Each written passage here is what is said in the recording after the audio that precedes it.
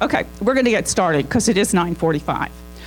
My name is Beatrice Flair, and I'm at Benjamin Franklin High School in New Orleans. And my colleague, Mary Simon, is in the back. We wanted to come to Miami, and our school wouldn't pay for it unless we submitted a presentation, which we thought would not be selected. But here we are. So we're all very nervous. So we're doing helicopter parents in the public schools, sort of question mark, and the answer is you bet.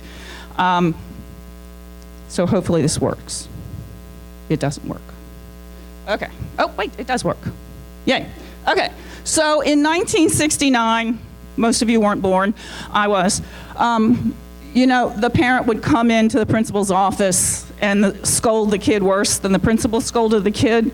And now the parent comes in and supports the kid no matter how crazy the kid is. So those are helicopter parents. And we definitely have them, even though we're a public school. So let me tell you a little bit about our school. And I'm going to sit down since we're a nice small group. Our school was started in the early 60s, I believe. Is that right? Okay. As a result of Sputnik. So we started out as a math and science school primarily, but it's more a liberal arts type type high school. And we are selective admission. I will stand up a little bit. We are selective admission, but it's not that selective. The admissions is on a matrix, so kids who have very high grades, even though their school may not be so good, and maybe lower scores can get in, and then kids with really high scores and maybe lower grades can also get in. So we really do have kind of a hodgepodge mix of students. We draw students from all across Orleans Parish. We have parishes in Louisiana instead of counties. It's a very diverse community. Our senior class, the school itself is about 1/3 African American, 1/3 Caucasian, and then 1/3 everybody else. We have a lot of Asian kids, yes, but the biggest part of our Asian population is Vietnamese. And I believe Vietnamese is an underrepresented minority. They're not your typical Korean Chinese kid that has the parents in the background pushing. And a lot of them have Vietnamese spoken at home. About 1/3 of our population is free or reduced lunch, and the vast majority of the population is middle income. Everybody who goes there is admitted to a 4-year college, at least one, and about 99% of the kids go. Last year I had a kid who refused to apply to college. Lucky me. Approximately 40 to 45% of the kids go out of state. It'll be more this year because the state scholarship program, the state's broke. And those students who stay in state typically go to LSU, Tulane, Xavier, or Loyola, which are, for the most part, local places. So what we do, did I skip a slide? No, it's coming later. Oh, I bet we deleted it. Oh, well. Yes, at the beginning. As you can see, we're a poor school. We have the big old projector. So to make our job easier, especially with helicopter parents, but with all parents, we provide a lot of programming for the kids and for the parents. We do a lot of evening programming, and we're very fortunate that lots of our parents come. I think that has a little bit to do with a few years ago, we had a real go-getter mom whose son started a Facebook page for the class, and he would put on the Facebook page every time we have a meeting, and then the mom would get the parents to bring food. So we had dinner, and it worked out. Now, we don't have dinner any longer, but our parents still come, and we're excited about that. And I will also say, I don't know that we do anything different from other schools, but what we do seems to work. Part of it is because I know we're a selective school, but we still have a lot of kids to work with.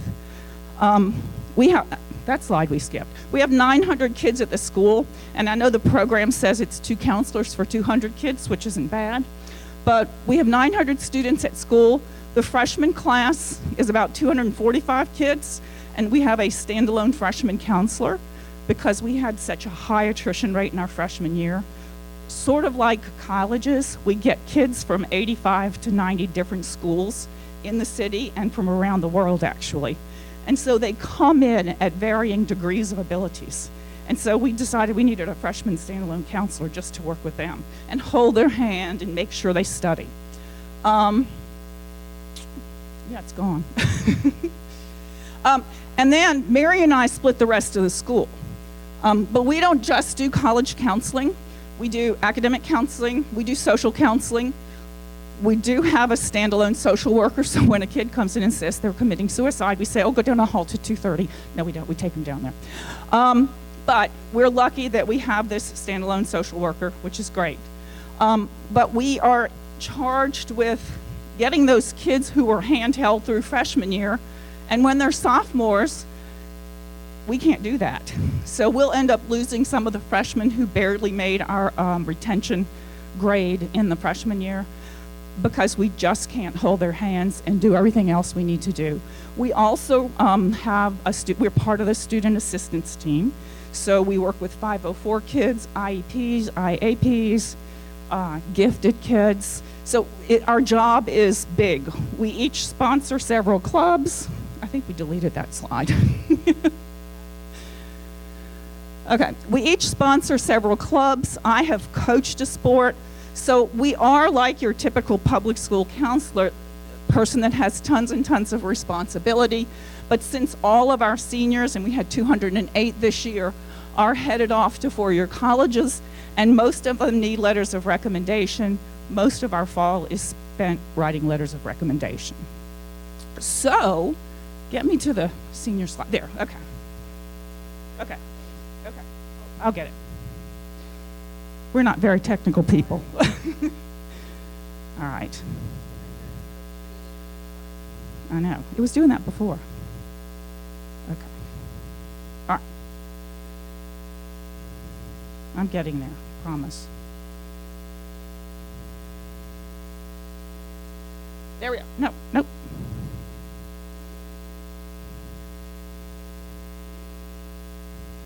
Hold on.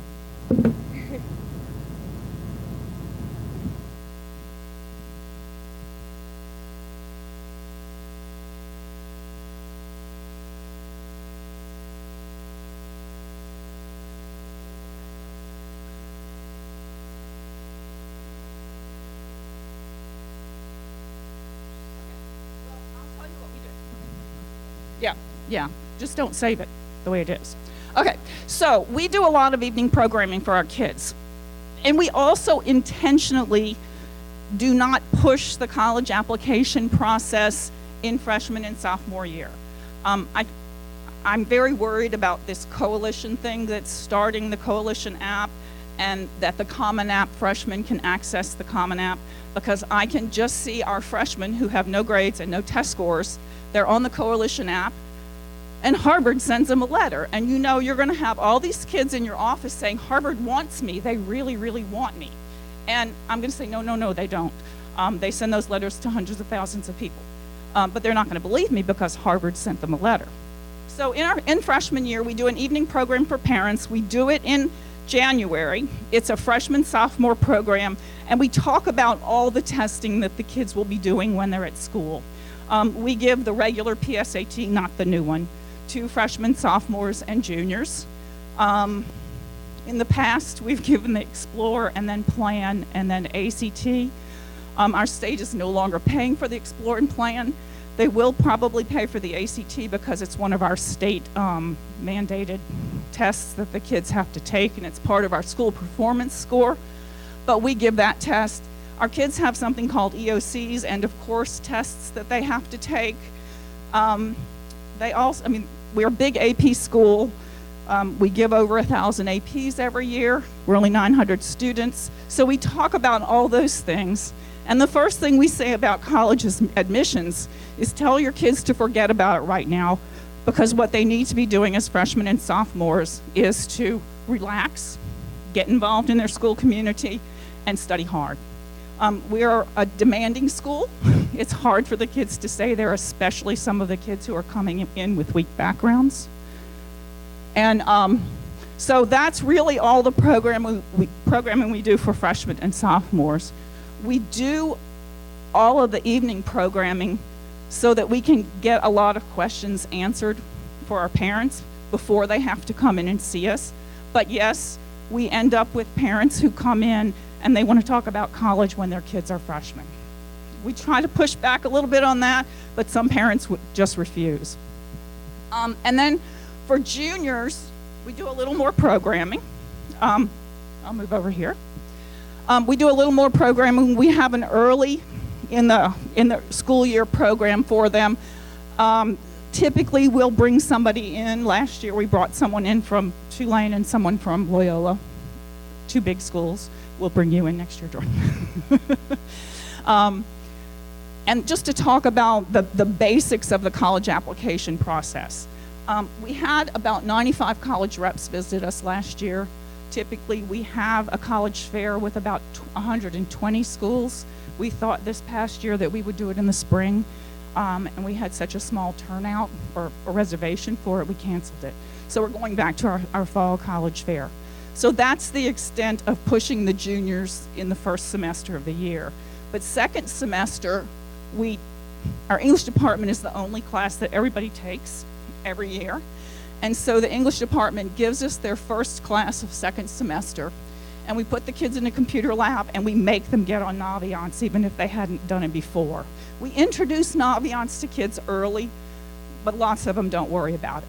So we put them on Naviance and we talk about the whole process. We also have a web page with a 65-page handbook about the college admission process and how we do it at our school. We do a quarterly bulletin, not a whole lot. We announce scholarships, but really that's the main thing we do with juniors, and at that level, we'll start bringing in parents, but we can't meet with everybody. There are just too many of them.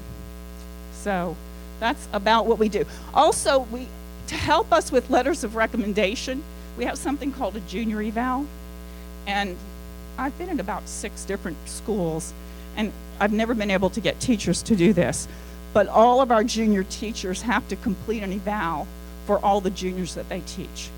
And it's very helpful for us when we write our letters of recommendation. It also gives us a chance to help the kids pick their teacher letters. We don't let the kids see them, but we will say, oh, you want that teacher? Well, who else are you thinking about? And so in a way, we can help them decide maybe that's not such a good teacher to ask. We do a lot of individual meetings. Again, the Facebook pages. And then we've done in the past a program in December when the kids come back from college with recent grads talking about, the whole roommate thing. So many of our kids nowadays have their own room at home, or the thought of a hall bathroom is too much for them. And they think they need a private room in a suite. So we have that experience for them too. And we invite parents to everything so that we don't have to deal with the helicopter parent as much. Okay, your turn. A lot of the senior stuff already. Basically for the seniors, although they only make up about 30% of the students that we work with, they take up about 90% of our time. It's the culmination of everything in the college process, and the parents are always very concerned about that. So that's really, we see them all the way through, but this is really where we see parents becoming helicopter parents, even if they hadn't popped up in 10th or 11th grade. They all get very anxious about the college application process and college admissions process. So our biggest plan is basically prevention. So by having a really structured and informative program for our seniors, it really helps the parents feel informed and maybe reduce a little bit of the anxiety. We try to counsel them in a way that we're instructing them to come to our night. So instead of meeting with every single parent about financial aid, we say, well, in the end of November, usually the beginning of December, we'll have a financial aid night where we have a representative, an actual financial aid representative from a college come that will go over the process with them, that will answer questions for them. And at the end, if they have any particular issues with divorce and, family homes and things like that, he can kind of talk to them a little bit about that and how they would file and, you know, some of their specifics. So that really helps us. So I try to direct them to those programs before meeting with them individually, because what happens is we would have an overload of meeting with parents. And a lot of the information would be provided at those nights already. So that's usually how I try to prevent a little bit for us. We have a lot of information. Like we said, in August, we start real early. We meet with the students, and then we have a separate meeting with the parents where we reiterate the information that we relayed to the students. We have application workshops after school. So students can come and actually work on the application while we're there. So if they have specific questions, we're there to answer them for them. Of course, with the senior English classes, I think that's really helpful. I've worked in a lot of schools before this, and the college essay is usually the big concern for students, and one of the reasons why they don't get started or don't actually end up finishing their applications. They really drag their feet. They might have everything done but the essay, and they panic and they're worried about it. So they I haven't submitted. I'm like, why haven't you submitted? Just hit submit. No, I'm not ready, my essay. So for us, I think it's really helpful that we've incorporated that into our senior English classes. It's one of the first things that the teachers do with them, and having a teacher read over it or kind of give them some instruction and insight into the college essay, I think is really helpful, because it, a little less concerned. They feel like, okay, I had somebody look over it, I know it's okay. And they're a little less hesitant to, submit their application. So what else? We do individual, of course, student and parent meetings.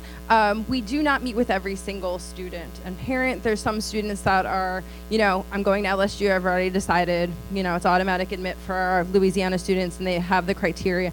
So they already know that. So we don't have to go through the big meetings and talk about other colleges. That's what they want.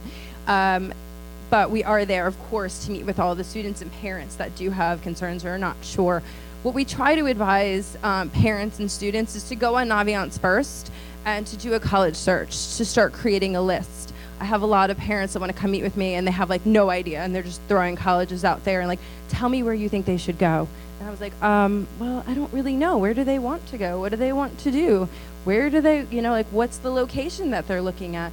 So I think it's really important to have some of that input prior to the meeting, because I'm trying to pull colleges out of a hat otherwise without that information. So I try to make them do a little groundwork first.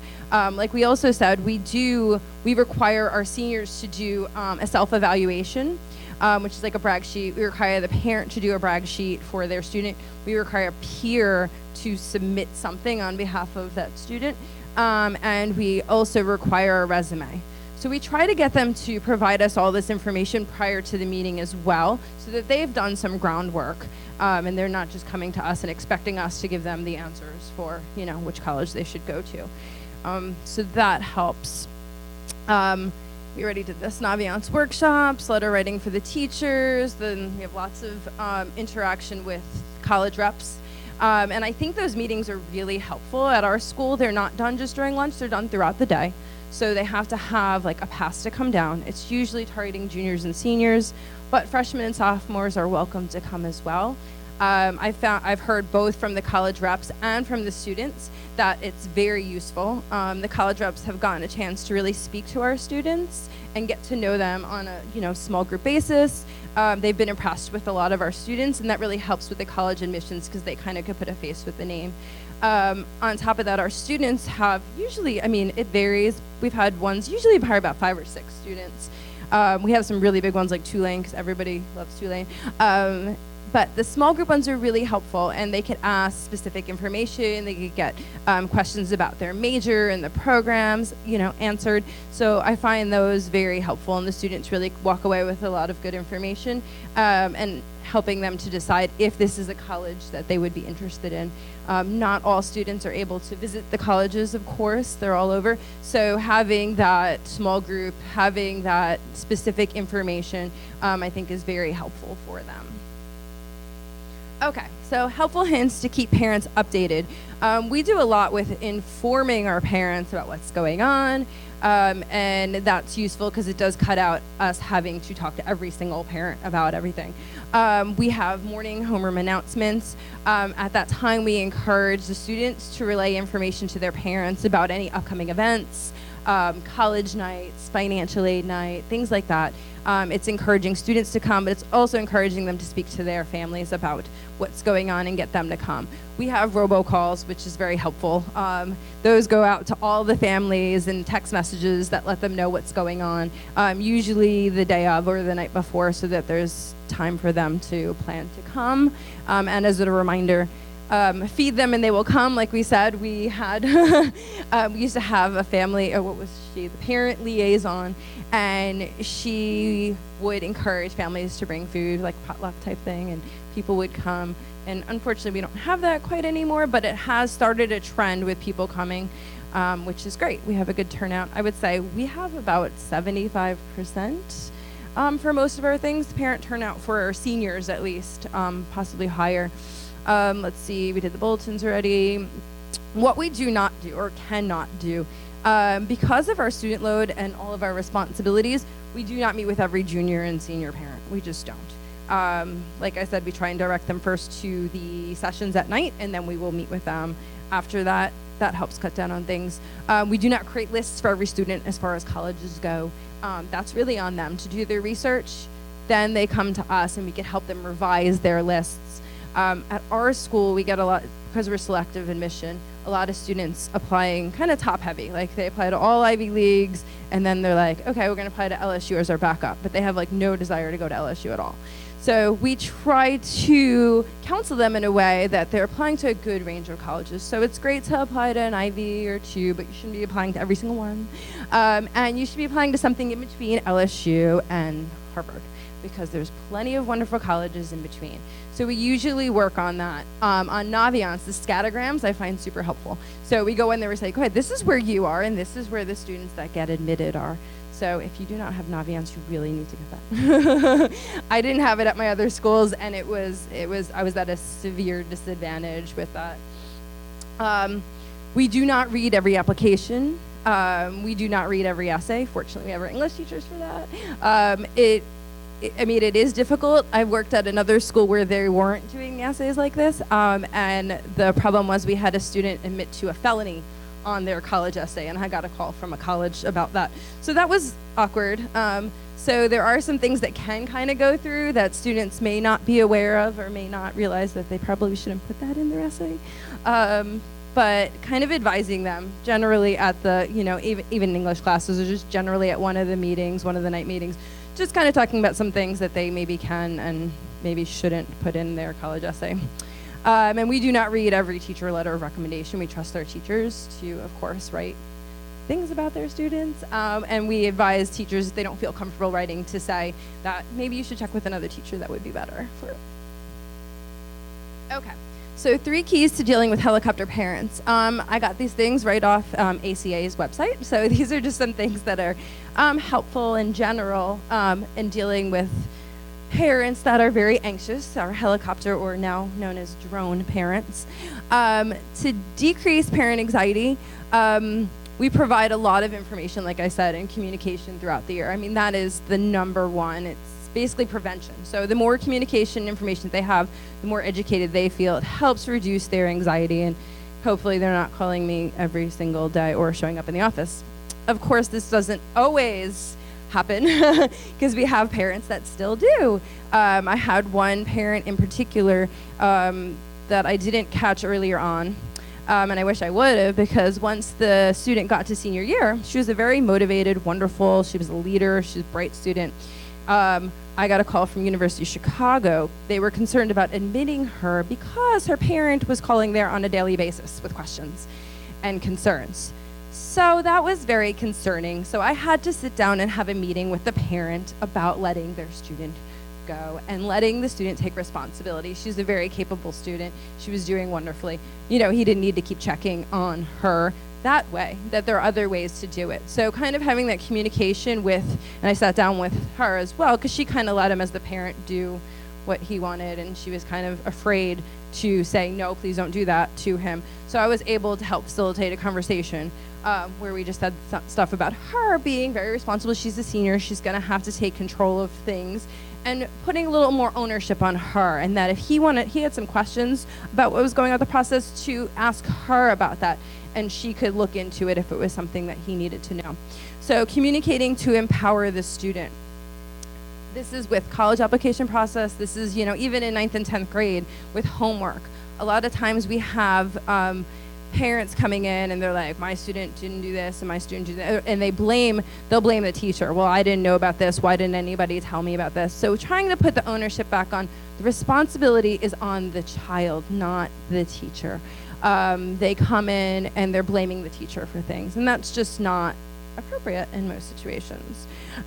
So kind of having those conversations and saying, like, they're kind of nagging the street, like, did you do homework? Did you do homework? Like 10 different times, which makes the student rebellious. Like, they don't want to do their homework. So there are ways of dealing with that. And I try to say, do something like this. And I said that reinforce healthy boundaries. If you do your homework, then you'll be able to watch TV. You'll be able to go out with your friends. Just show me that it's done.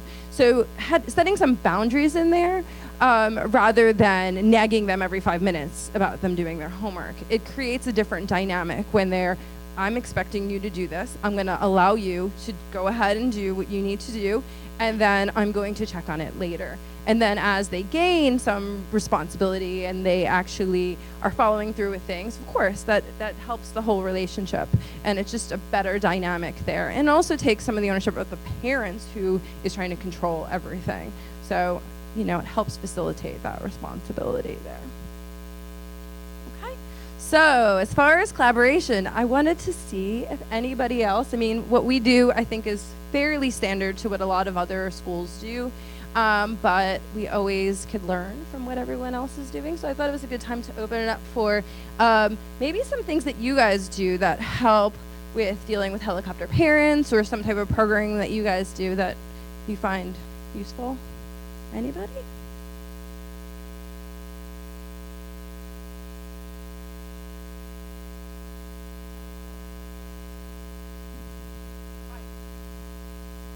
If I have a touchy interaction with a parent, I'll always call my assistant principal or email them and copy the principal, because I know some parents are going to go directly to them instead of coming back to me. And that sort of, I get to the principal first, and that's always helpful. So they're expecting that phone call, but they know the history of the incident. So I'm sure all of you all have helicopter parents. I'm even on the college end. So, any ideas? Yeah.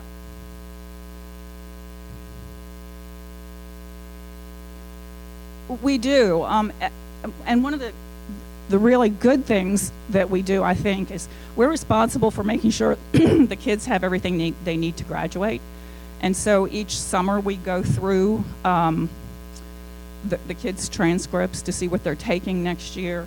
I had a student who made a C and a D in Spanish 2 as a junior, and he'd signed up for Spanish 3. He also signed up for VC-Cal and AP Physics. I sent an email to mom and to the kids saying, we need to rethink the schedule. We want you to graduate. So he dropped down to AB, and we're still worrying if he's going to graduate. So yeah, we send, now all of our parents necessarily choose to get on or not get on Naviance. So they have to come to us, and we can put them on Naviance if they're interested. We have far fewer parents. Every student is on, but we do not have every parent. I wish we did, but we don't. And not all of our parents have internet access at home. So, we...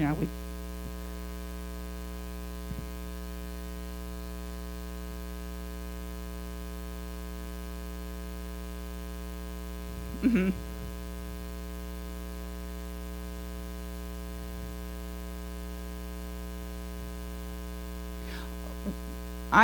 We don't do really automatic. We do individual messaging to parents. We don't send everything. The information we want parents to get, we put on the website, or we put through a robocall or through these meetings.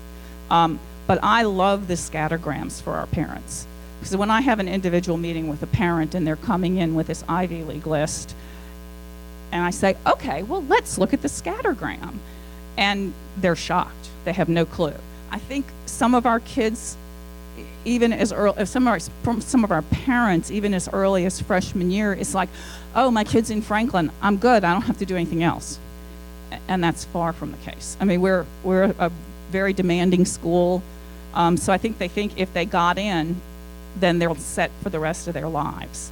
And again, we talk to them all the way through, not pushing the whole college thing, but saying you chose to come to Ben Franklin, so the colleges are going to look at you as a student at Ben Franklin, not a C at Ben Franklin is an A everywhere else. I mean, I'm sure all of you in the college side have heard that. Oh, but my school is so much harder than everybody else's. So I think the scattergrams are probably the best thing for our helicopter parents. Very helpful. Okay. Did everybody hear that? Remind 101. It is a good tool that I've heard about at other conferences like this.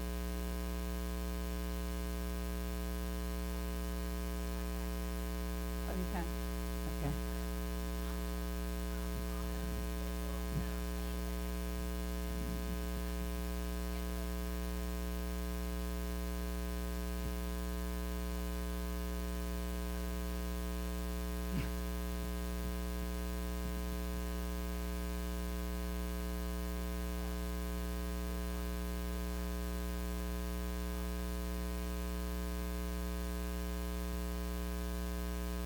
See, I use Naviance for my clubs. So, and we don't force our kids. We had an IT person years ago who said you have to use your school email address. I don't care if they use their school. I want an email address that they're going to actually look at. So the kids can use whatever email address they want to on Naviance. Yeah.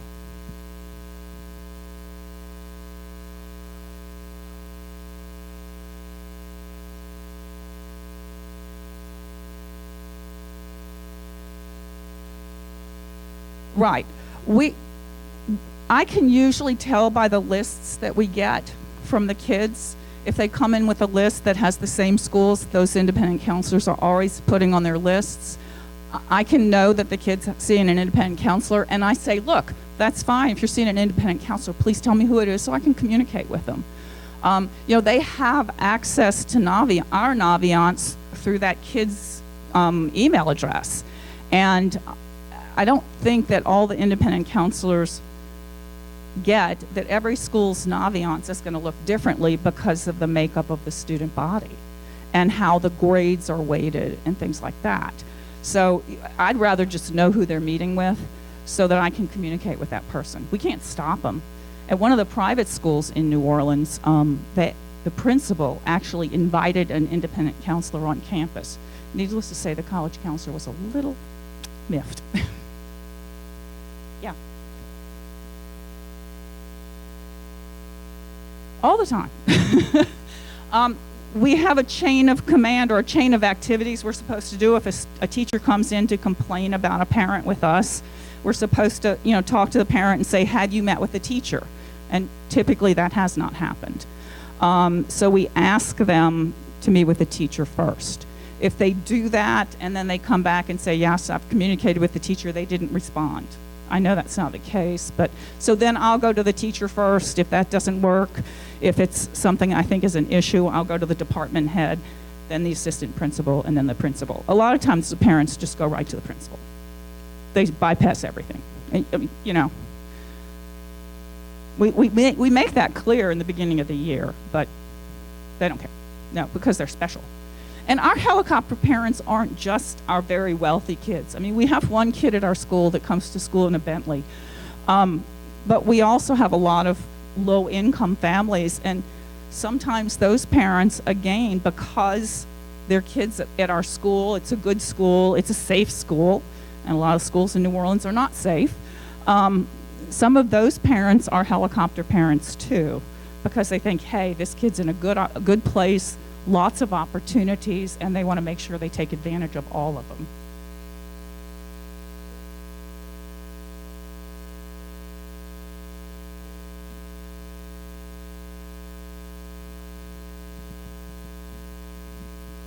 I haven't noticed that. I mean, obviously, the better the student, oftentimes the more the helicopter parent. And ironically, to me, those are the kids that can take care of themselves. Leave me alone. Leave them alone. But again, I think a lot of it is, a lot of our kids, like Mary said, they come into their senior year thinking Ivy. We have a lot of middle-income parents that aren't going to get funded by those schools. We have been fortunate in the past that Tulane has funded our kids very well because they don't have a lot of in-state kids. And we don't know if we still have, a state scholarship fund, but the state is broke, and our seniors right now are in limbo. Even the ones who are in state, are in college right now, they're in limbo as well. It was full tuition. It wasn't a very high ACT score or SAT score. Out of our 208 parents, 6 would not have gotten it. So, there was always that for kids who didn't get what they wanted. But we do try to have them, when they come up with their lists and we sit down with them, we don't want it top heavy, bottom heavy. And, if you do college counseling, the middle schools, the kids that are looking for those target schools, those are the hardest ones to predict. Oh yeah, you're a sure bet there. The first thing I say to my junior parents is this process is a crapshoot. In a way it is. Unless it's a state school and we know exactly what that state school is looking for. We have a very good relationship with LSU. But I've been doing this a long time. I guess I'm jaded. But I think it's very hard to predict for most of the colleges out there nowadays. That's a good idea. Another thing that we forgot to say, we do our junior program, which I think we're going to change to that next year, in the fall, but then in January we have a Q&A. And so we don't prepare for anything, and we just have parents come in and ask questions. And it's all sorts of questions. And even the parents who've had kids go through the process before will come. And the more programs like that we do, I think we can avoid the helicopter parents or the hovercraft drone parents, whatever you want to call them, more. Because I think the more information they have, the better off we are. Well, thanks y'all for coming. You can fill out our little eval, if you will. We have plenty of time.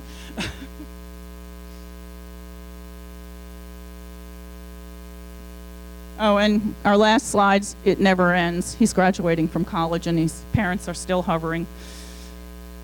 Oh yeah, the siblings coming up. But the guy on the right, the dad has a job application and the mom's dressing him. Yeah, it does.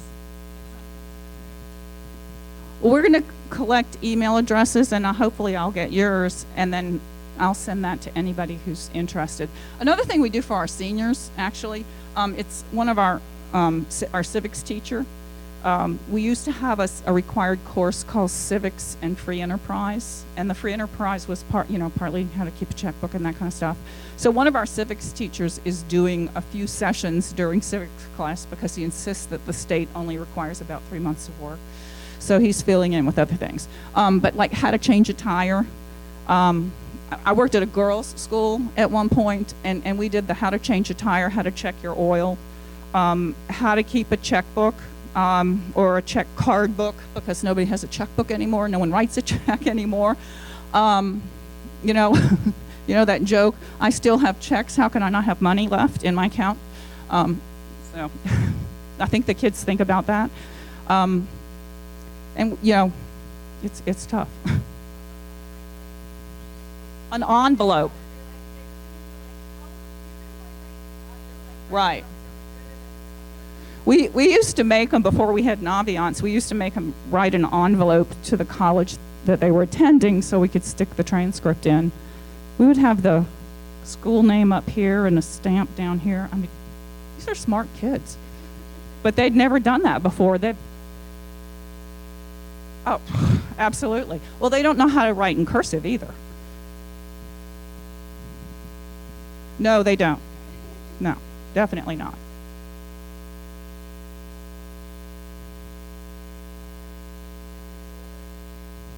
We have samples in our little handbook, sadly, how to write a letter. Yeah.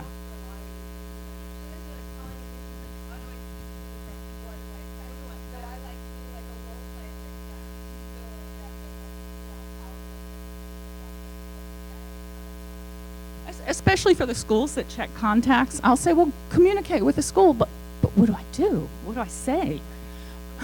What do I ask? Or I already know everything. I said, no, you don't. Really, you don't. Go to the website. You don't know everything.